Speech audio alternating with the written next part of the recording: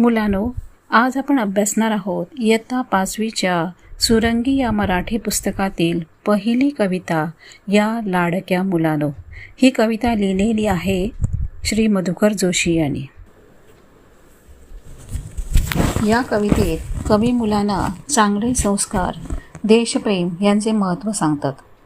मुलांनी आई वडील व गुरुजनांचा आदर करावा आणि देशाचे चांगले नागरिक बनावे असा संदेश त्यांनी या कवितेतून दिला आहे. या लाडक्या मुलानो, तुम्ही मला आधार, नवहिंदवी युगाचे तुम्हीच शिल्पकार. आईस देव माना, वंदा गुरुजनाना, जगी भावने हुनी त्या कर्तव्य थोर जाणा. गंगे परी पवित्र ठेवा मनी विचार. या लाडक्या मुलानो, तुम्ही मला आधार, नवहिंदवी युगाचे तुम्हीच शिल्पकार. शिवबापरी जगात दिलदार शूर व्हावे, टिळकांपरी सदैव ध्येयास त्या पुजावे.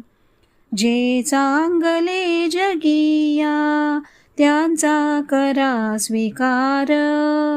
या लाडक्या मुलानो, तुम्ही मला आधार, नवहिंदवी युगाचे तुम्हीच शिल्पकार. शाळेत रोज जाता ते ज्ञान बिंदू मिळवा. हृदयात आपुल्या त्या देशाभिमान ठेवा. कुलशील छान राखा, ठेवू नका विकार. या लाडक्या मुलानो, तुम्ही मला आधार, नवहिंदवी युगाचे तुम्हीच शिल्पकार.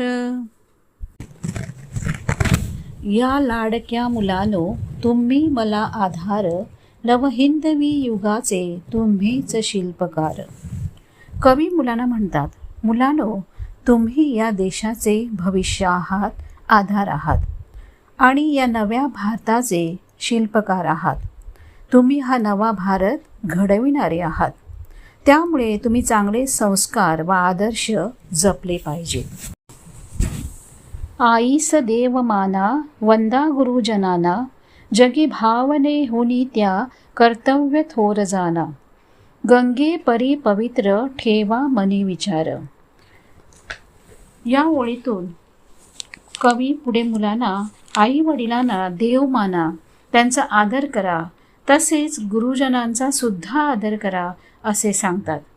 या जगात भावनेपेक्षा कर्तव्याला म्हणजेच जबाबदारीला श्रेष्ठ माना आणि मनात नेहमी गंगेसारखे पवित्र निर्मळ विचार ठेवा असेही ते सांगतात. शिवबापरी जगात दिलदार शूर व्हावे, टिळकांपरी सदैव ध्येयास त्या पुजावे. जे चांगले जगिया त्यांचा करा स्वीकार. मुलांनी छत्रपती शिवाजी महाराजांसारखे शूर, धाडसी आणि उदार व्हावे. तसेच लोकमान्य बाळ गंगाधर टिळकांसारखे ध्येयवादी व्हावे. जगातील चांगल्या गोष्टींचा त्यांनी स्वीकार करून आदर्श जीवन जगावे असे कवी म्हणतात. शाळेत रोज जाता ते ज्ञानबिंदू मिळवा.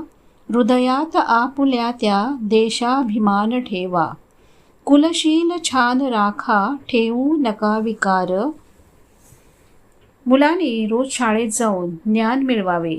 आपल्या हृदयात देशाबद्दलचा अभिमान असावा, देशभक्ती असावी.